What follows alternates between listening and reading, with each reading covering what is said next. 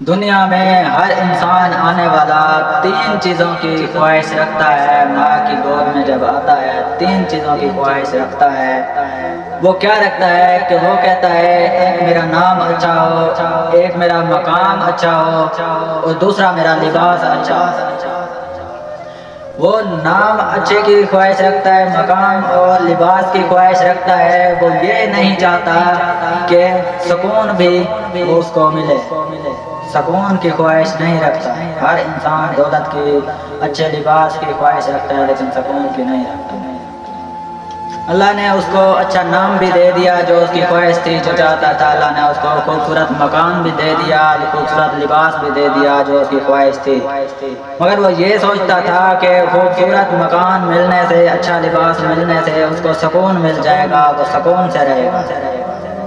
اگر یہی ہوتا تو آج کے دور میں محل میں رہنے والے، اچھے اچھے محل میں، بنگلوں میں رہنے والے، دولت خوشحالی کی زندگی گزارنے والے آج اتنی پریشانیوں میں نہ ہوتے۔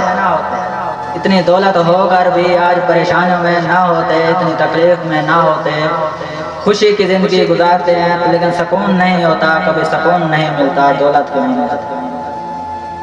اللہ نے گھر بھی دے دیا، خوبصورت محل دے دیا، دولت دے دی، سکون نہیں ہو جاتا۔ ہر ایک انسان سکون حاصل کر سکتا ہے لیکن دو بدبخت انسان ایسے ہیں جو پوری زندگی سکون کی سانس نہیں لے سکتے، کبھی خوشحالی والی زندگی نہیں گزار سکتے۔ ان کے گھر میں پریشانیاں، سب پریشانیوں میں کی دلدل میں پھنسے رہیں گے، چین و قرار نہیں آئے گا، دل بے چینی میں بھرا رہے گا۔ وہ دو گناہ کون سے ہیں؟ وہ دو گناہ ابھی آپ کو بتاؤں گا۔ اس سے پہلے آپ کو ایک واقعہ بتاتا ہوں۔ ایک بیٹا تھا، ایک باپ تھا، 3 دنوں سے انہوں نے کچھ نہیں تھا، غریب باپ غریب بیٹا تھا، 3 دنوں سے تو انہوں نے کچھ نہیں تھا، کھانے کو کچھ نہیں ملا، مٹی کی کھدائی کر رہے تھے، کمزور سے جسم کے ساتھ مٹی کی کھدائی کر رہے تھے، مزدوری کر رہے تھے۔ شام کو اجرت ملے گی تو کھانے پینے کا بندوبست کریں گے، بھوک مٹائیں گے۔ مٹی کی کھدائی کر رہے تھے تو باپ نے 3 دن بھوکے بیٹے کے چہرے پر جب بھوک کے آثار دیکھے تو اسے رہا نہ گیا، رونے لگ گیا، دل سے رونے لگ گیا۔ اور بیٹے کو اس نے کہا کہ بیٹا تم کام کرو، میں اللہ کے حضور 2 سجدے نہ کر کے آ جاؤں، نماز پڑھاؤں۔ باپ چلا گیا نماز پڑھنے، تنہائی کو اپنے گلے لگایا اور مصلی بچھایا، نماز شروع کی، قیام کیا، رکوع کیا، سجدے کرنے کے بعد دونوں ہاتھ اٹھائے، آسمان کی طرف دیکھا اور میرے عرض کی، میرے کریم رب، رات کو دن میں بدلنے والے رب، میرا 3 دن سے بیٹا بھوکا ہے، میں بھی بھوکا ہوں، میں نے بھی کچھ نہیں کھایا۔ میرے مالک، لوگ کہتے ہیں کہ رات کو پتوں پر پرندوں کو سوتے ہوئے گرنے نہیں دیتا، وہ ہمیں بیار اور مددگار کیسے کر سکتا ہے؟ تم ہمیں کیوں ایسے رکھ سکتا ہے؟ کیسے رکھ سکتا ہے؟ تو ہی مدد کرنے والا ہے، تو ہی رب ہے، تو ہی کریم ہے، غفور و رحیم ہے۔ میں تجھے اپنے دکھڑے نہ سناؤں تو کس کو سناؤں؟ کدھر جاؤں، کہاں جاؤں؟ تو ہی رحمت کی بارش برسا اور غربت کو اٹھا لے مولا، ہم روزی کے لیے پریشان ہیں، ہمیں رزق وسیع عطا فرما۔ ادھر سے باپ کے دل سے، سچے دل سے ایک آہ نکلی اور سبحان اللہ درد بھری آواز نکلی، درد بھرا لہجہ نکلا، اور اس لہجے میں جب دعا مانگ لی، نماز پڑھ لی تو گیا باپ واپس، تو جا کر دیکھتا ہے بیٹا وہاں پر نہیں ہوتا، بیٹا وہاں سے کام کر ہی رہا ہوتا ہے۔ جب باپ کی دعا قبول ہو جاتی ہے تو اللہ پاک کا کرشمہ ایسا دیکھو، ادھر سے باپ کی سچے دل سے دعا قبول ہوتی، ادھر سے بیٹے کو مٹی کی کھدائی کرتے ہی ایک دیگچی ملی مٹی سے، اور وہ دیگچی جب کھولتا ہے دیکھتا ہے تو اس میں سے اس کو ایک دیگچی ملتی ہے جو سونے سے بھری ہوتی ہے۔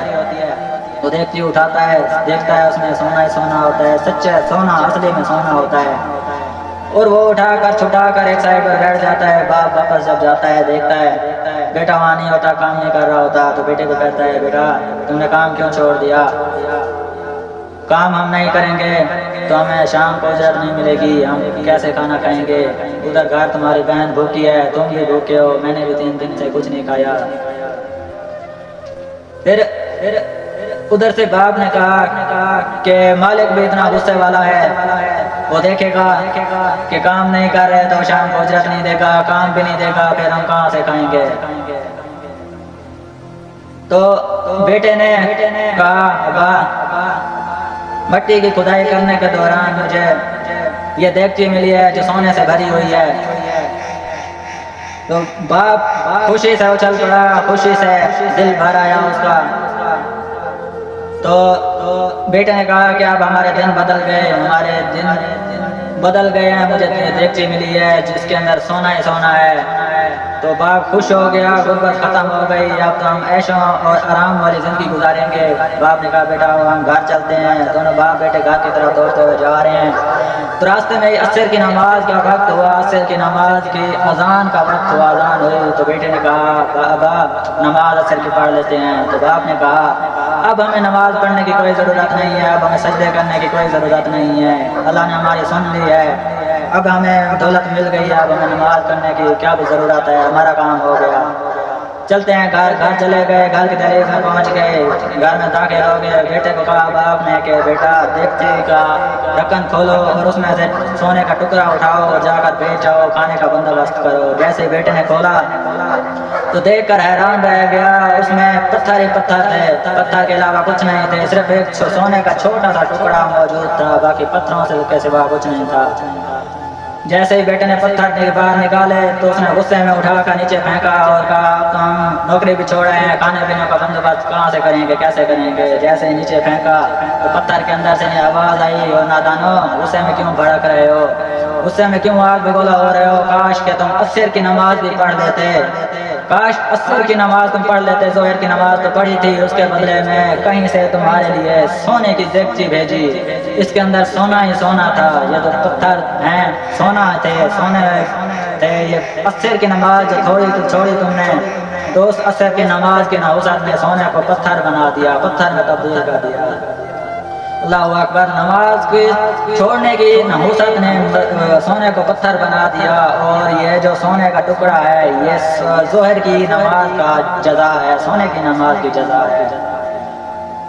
تو جو تم نے ظہر کی نماز پڑھی یہ اسی کی جزا ہے، کاش کہ تم عصر کی نماز بھی پڑھ لیتے تو یہ سونا پتھر میں بدلتا نہ، پتھر میں نہ بدلتا۔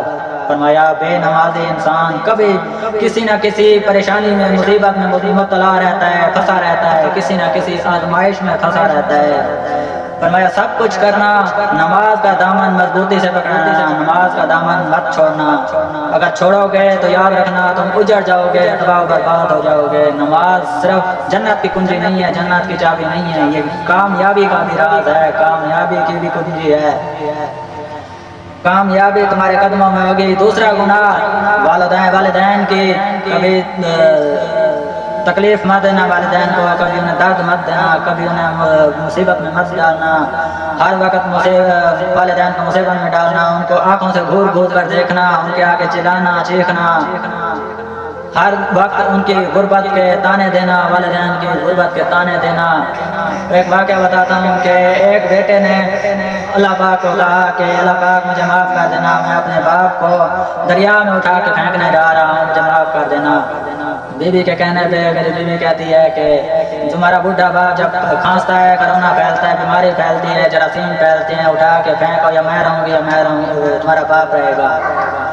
تو وہ کہنے لگے آپ بیوی کے بغیر تو گھر نکارا ہے، کوئی رونق نہیں ہے، کوئی خوشحالی نہیں ہے، میں اپنے بیوی کے باتوں پر آ کر میں اپنے باپ کو اٹھا کر پھینکنے جا رہا ہوں دریا میں، مجھے معاف کر دینا۔ تو بیٹا گیا باپ کے پاس، بیٹا بوڑھا باپ جو ہے چارپائی کے اوپر بیٹھا تھا، تو جا کر سامنے جب بیٹا پہنچا تو باپ نے کہا بیٹا کتنے دنوں کے بعد میرے پاس آئے ہو، میرے سامنے آئے ہو، میری آنکھیں ترس گئیں تمہیں دیکھنے کے لیے، میرے ساتھ بولنے کے لیے۔ تو بیٹے نے کہا ابا آج چلتے ہیں جنگل کی طرف، اور جنگل میں جنگل کی حسین وادیوں میں گھماتا ہوں پھراتا ہوں، ابا آپ کو ٹھنڈی ٹھنڈی ہوائیں میٹھی میٹھی ہواؤں میں چلاتا ہوں، آپ کو باغ کر دیں گے، چلو جنگل کی طرف چلتے ہیں۔ وہاں ایک پیڑ ہے درخت کا پھل جس کے کھانے سے اللہ تعالیٰ شفا دیتا ہے، درخت کا پھل آپ کو کھلاتا ہوں، ہو سکتا ہے آپ کو بھی شفا مل جائے، شفا یاد ہو رہے ہیں، اللہ تعالیٰ آپ کو صحت دے دے۔ اس نے اٹھایا باپ کے کندھے میں رکھا اور لے کے گیا، اور کہاں لے کے جا رہا ہے، دریا میں پھینکنے جا رہا ہے۔ باپ تو سمجھ گیا تھا نا کہ کہاں لے کے جا رہا ہے، بیٹا پانی میں قدم رکھا، جب پانی میں دوسرا قدم رکھا، جب پانی سینے پر تک پہنچا تو باپ کو پانی میں پھینکنے لگا تھا۔ باپ نے بول پڑا کہ بیٹا مجھے یہاں پر مت پھینکو، مجھے تھوڑا آگے کر کے پھینکو، یہاں مت پھینکو، مجھے تھوڑا آگے کر کے پھینکو۔ بیٹے نے کہا کیوں؟ باپ نے کہا بیٹا کیونکہ یہاں پر میں نے اپنے باپ کو پھینکا تھا، یہاں میں نے اپنے باپ کو پھینکا، مجھے اس سے آگے تھوڑا کر کے پھینکو تاکہ تمہاری اولاد جب تمہیں پھینکنے آئے، غصے میں آئے، تو تمہیں مجھ سے کہیں زیادہ آگے پھینکے۔ بیٹا حیران رہ گیا، پریشان رہ گیا، ابا تو نے اپنے باپ کو پانی میں پھینکا تھا، اس نے اپنے باپ کو پانی میں پھینکا، میرے دادا نے میرے دادا کو پانی میں پھینکا، آج اگر میں تمہیں پانی میں پھینکنے آیا ہوں تو اس کا مطلب یہ ہے کہ میری اولاد بھی مجھے پانی میں پھینکنے کے لیے تیار پیچھے سے کھڑی ہے، یہ معاملہ یہیں پر ختم نہ کر دوں۔ تو اپنے باپ کو لے کر گھر آیا، باپ کی خدمت کی، باپ کی نوکری کی، اس قدر خدمت کی کہ باپ کی خدمت کے دوران ہی باپ کی موت ہو گئی۔ باپ کی روح پرواز کر گئی، اور روح پرواز کرتے کرتے بیٹے کو دعائیں دے دے کر باپ رخصت فرما گیا، اور جیسے ہی رخصت فرما گیا تو اللہ کا ترازو تو صرف انصاف ہی تولتا ہے، جیسا کرو گے ویسا بھرو گے۔ تو ادھر سے باپ کی خدمت کی جا رہی تھی، ادھر سے بیٹے نے اپنے باپ کی خدمت کی، تو اس سے دو گناہ کون سے سیکھے؟ ایک نماز مت چھوڑنا، اور دوسرا والدین کی خدمت مت چھوڑنا۔ والدین کی خدمت کرو، جنت کے وارث بنو گے۔ نماز پڑھو، نماز کا دامن کبھی مت چھوڑو، نماز کو مضبوطی سے پکڑو، نماز کے دامن کو مضبوطی سے پکڑو، نماز کا دامن کبھی مت چھوڑو، اور والدین کی بھی خدمت کبھی مت چھوڑو، کیونکہ وہ محبت اور وہ پیار والدین کے علاوہ کوئی نہیں آپ کو دے سکتا۔ والدین ہی ہیں جو آپ کو محبت کا جو پیار دے سکتے ہیں، وہ اور کوئی نہیں دے سکتا۔ باپ کی جو پیار ہوتا ہے کوئی نہیں دے سکتا، جو ماں کا پیار ہوتا ہے وہ کوئی نہیں پورا کر سکتا۔ میری گزارش یہی ہے کہ اپنے والدین کی خدمت کیا کرو، اور نماز کبھی مت چھوڑا کرو، نماز کبھی مت چھوڑا کرو۔ نماز جنت کا وسیلہ ہے، نماز قبر میں بھی آپ کا وسیلہ بنے گی، نماز آپ کو دوزخ کی آگ سے بھی بچائے گی، ہر گناہوں سے بھی بچائے گی، آپ کو نیک راہ پر بھی چلائے گی، نیک اعمال کرنے میں بھی آپ کا وسیلہ بنے گی۔ نماز پر نیک اعمال کیا۔